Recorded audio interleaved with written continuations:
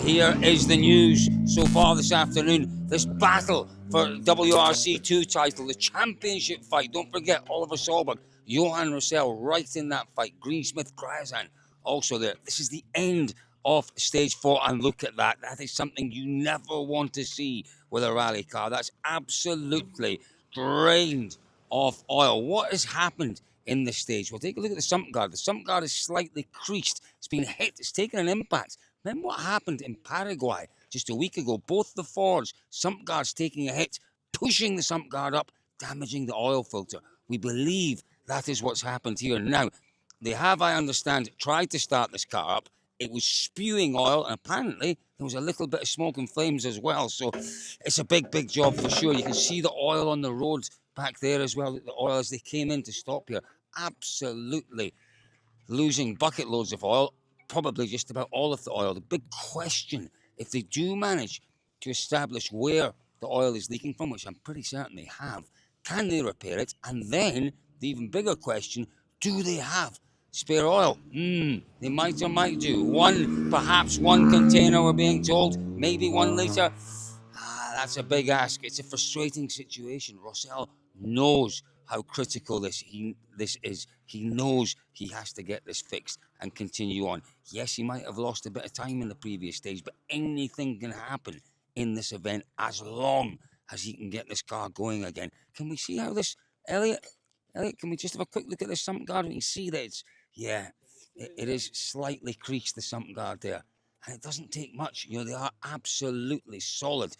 The rigidity in those sump guards, the strength in those sump guards is something a little bit special. But, you know, these cars are doing at times 180, touching 190 kilometers an hour.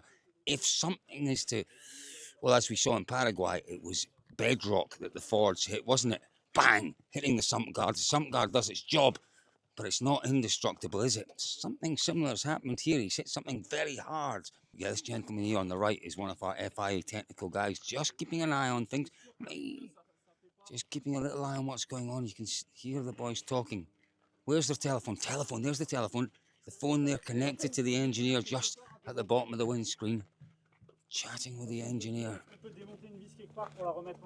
Let's have a look. It's tough work. This really is tough work. You know, it's tough work. These engines are designed in places to be accessible where possible. But what we know is there's enormous heat in there, enormous pressure on these guys. They've got very limited tools. They've got very limited spares. You can feel the tension. Rossel knows that this is a great chance for the championship. Okay, Oliver Solberg is the absolute class of the field this year, but Rossel's still fighting. He's got a future, a big future potentially with Lancia as we go forward. Let's have a look at what they're doing here. What are they looking for here? They're looking for parts, talking to the engineers again. What is it they're looking for? Where were they? Were they in here somewhere? Yeah, listen, what we've seen occasionally is, I don't know what they're looking for. Let me have a look. There's something that they're looking to establish here. Is it the lines? Maybe? Oil lines somewhere? I don't know. See, what happens with a lot of this, you're doing it by feel. You can't really see what it is you want to do. Oh, here we go. They're taking parts off. So they're taking, look at this. So he's going to take, what's he doing there? There's nothing wrong with the wing mirror. He's probably going to use that bolt from the wing mirror to bolt something back on underneath there. Maybe the oil filter, which we understand has been punctured. If it's been hit, maybe the bolt's come loose as well, or it's come off. There we are. That's exactly what they've done. They've taken a bolt off of the wing mirror with the Allen key, and they're probably bolting on, or re-bolting on, maybe the filter underneath there. I don't know. Such limited parts, such limited tools, limited time. This is proper bush mechanics, isn't it? Proper. There we go. Look, Elliot. Here we go. So that's their extras. They're bolting all back on. Doesn't matter how dirty you are. Doesn't matter how greasy you are. What you need to be careful with going into that car. You need to be careful about greasy boots on the pedals. That could be an issue. That really could be an issue. But other than that, greasy hands on the steering wheel, well, hopefully you've got your driving gloves on and that they're nice and clean. Doesn't matter how filthy dirty your overalls are. So the fluids have gone in. That's the the nut gun there being used. These are the tense moments that you don't really get in any other form of motorsport. Look, he's got his head up against the underside of that little bit of plastic protection there. Doesn't matter, covered in oil, covered in grease. He is fighting for his championship here, and you can see it on the stages. We see it rally to rally, just how hard these boys fight. But sometimes we see them battling off the stages on the road sections. It is incredible to watch. Julian, we've seen this a few times over the years, haven't we? But it just never ceases to amaze me how hard these guys work. They never give up. They never give up. There's a world championship at stake, isn't there? So, but yeah, it's. I've learned a few more swear words in French in the last half an hour. I can imagine. Listen, it's lost a lot of oil. They had 1 container of oil. Was that 1 litre? Yeah, it will be 1 litre, yeah. It's not going to be enough, is it? They don't have very big sumps. Okay. But I think most of it, if you look down the road behind you, you can see it. You can see how much he's lost, can't you? That's Julian Porter here, obviously waiting with WRC TV, maybe to get awards. I'm not sure we're going to get any time. These guys will get into this car and we'll head off pretty rapidly. Oh my word, look at that. Talk about rolling around in an oily quagmire. That is exactly what we're seeing. Go on, Yohan Rossel. Oh, fair play. Fair play to the two of these guys. Those are going in the bin, mate. They're not going to the laundrette, I'll tell you. Arno's doing a lot of the talking to the engineers. Yohan is doing the hard work. He's a big lad, isn't he? Big, strong lad. He's having to use all of his strength, all of his leverage he's got from those long limbs. So that spare oil is going in to the engine. Would they know straight away if that was still leaking? I guess they would.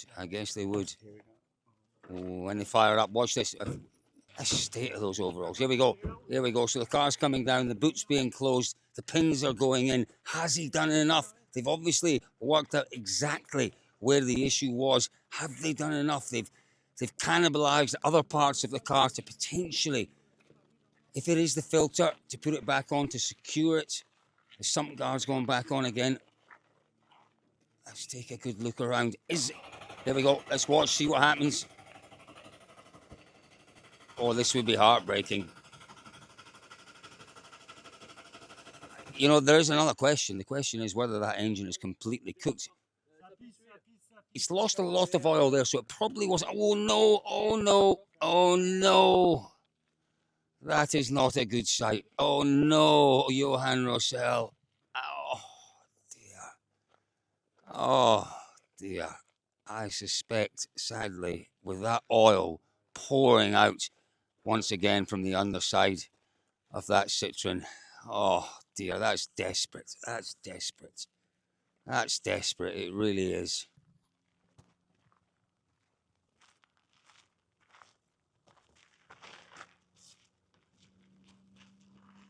Oh, those poor boys. They worked so hard to try and fix that. It was a massive task, Julian, when we see this amount of damage. Oh, he's going in. Oh, dear. Oh, he's devastated. He's absolutely devastated. There is a championship that's at stake here. You understand exactly why they were working as hard as that, but that is the most heartbreaking way to end a championship challenge. Yeah, you can tell. No word that they've given up on that, but you can tell from the body language. You can tell from Arno. Let's let these boys head off and have a minute or two. Oh, the poor lad. The poor lad is absolutely devastated. Look, he came very close to the championship last year, CER. He still had a chance. And, oh, dear. I hate to see that. It's never good, is it, Jules, to see drivers who work as hard as that and co-drivers. It's tough. It's tough, but that's the sport. That is the sport. It is very, very tough. It's, yeah, and it just kind of shows. Some people might say, oh, it's only WRC2 or be it WRC3. Oh. Doesn't matter. It's his future, Julian, potentially, isn't it? It's his future he's driving for. Yeah, and the work they put in. I mean, geez, and then just, yeah. It's what some people say, character building. Malcolm Wilson says one of his is character building. I wouldn't go and tell that to him now. No, I'm not that brave. I had a go at trying to get a word with him when he was putting the guard on, but we'll give him a few minutes. No, we absolutely will give him a few minutes. So there we are, folks. Alistair, you've been watching what's been going on here. Alistair Lindsay's with us. you know, I have seen moments like this before. It is one of the great things about our sport. We see some of the most magnificent pieces of machinery, some very talented drivers, co-drivers, on a dusty road in Chile, fighting for their championship. It is unique about our sport, but the heartbreak that comes with it at times is just quite hard to take. Yeah, and to be honest, I can feel it a little bit myself. Looking at, we're squarely stood in front of this car right now, completely still, without motion, without sound. And the silence is deafening. You have the tension, and then the boot closes, the pins go back in, they go to start the engine, and you can feel it. There's the apprehension, the tension, and you're almost nervous for them, and then it doesn't start. It's all riding on that moment, and it's a coin flip. Really? It's chance. It really is. It really is devastating for our young French crew in the Citroen. This could be quite possibly the last we see of Rossel and Citroen. I think this probably is it. It was his last rally with Citroen. I'm not saying he's not going to be around next year. I fully suspect he'll be in the Lancia. But what a terrible way for Yohan. We'll let Julian go in there, then we'll get a word with him in a second. It's like that. Oh, dear. I don't know, let's have a word. He still has humour. But that's the type of guy he is. He took 2 or 3 minutes to go and compose himself, and then it's okay. Yes. Move on. But tell me about what you boys were doing there. It looked so intense. Yeah, we're trying to save the engine. We had a big oil leakage, and we had to tighten a part in the engine, but it's not working. So we put new oil, but it's leaking again. So we cannot drive like that. Did you know during the stage where it happened? Could you feel a big hit? How did it happen? No, nothing happened during the stage. We just finished it normally, and on the road section we had a big smoke and a beginning of fire, and all the oil was on the ground. So it's a terribly devastating way to end your championship challenge, but maybe your career with Citroen as well. This is probably the last time we're going to see you two with a Citroen. Maybe, I don't know for the moment, but we will have soon news for next year. Yeah, it's been a fantastic time with you boys in Citroen, though, hasn't it? You've had some tremendous successes. You'll look back on it after this disappointment with pride about how you took this Citroen and you developed it and you delivered success. You did a great job. Yeah, we worked hard, and it was a real pleasure to be in this car during all this time and to fight with the other brands. And the team made a big job during a few years, and it was a big pleasure. Yeah, it was, Arno. Very bad luck, but you worked so hard on that. We'll grab a word once Julian's finished there. Sorry, big man. I'm very sorry for you. Thank you so much. Deary me. Yohan, I don't know what to say. You've had such an incredible time with this car. You've won so many events. You've fought for championships with this car. And this could be the last of it. Just tell us, first of all, what's happened? Exactly what did you feel? When did you know that there was an issue? I do the stage like normal, and when I coming just for stop for check the tire and something like that, just 30 meters, you see the wall. I have the fire around the engine, and what is that? And I look, it's the filter, not blocked, and but not outside. It's inside, and yes, I think we have a problem also with the engine. But we were trying to work out why that filter had a problem. Was it an impact on the sump guard? The sump guard looks slightly bent. No, nothing. No? It's broke. It's just no title. Wow. Oh dear. Well, that's even more devastating. But we're absolutely hopeful we'll see you next year. It may not be in the Citroen. But when you look back to what you've achieved with this car, wins, championship challenges, you can be very proud of the efforts that you both yourself and Arno have put into this. Yeah, for sure. She gave me a lot of emotion, but it's maybe the last, and for sure I don't want to do